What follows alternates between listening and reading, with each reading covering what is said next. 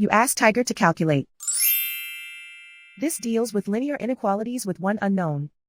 The final result is x greater than -8. Let's solve it step by step. Group all constants on the right side of the inequality. Subtract 19 from both sides.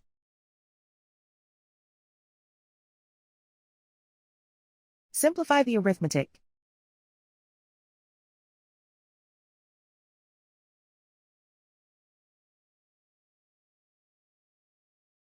Isolate the x.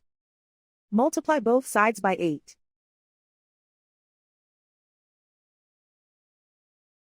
Group like terms.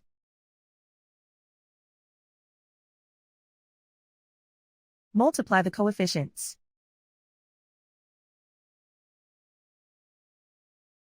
Simplify the fraction.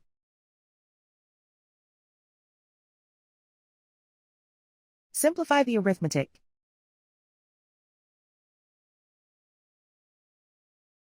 Plot the solution on a coordinate grid. And so the final result is x greater than -8.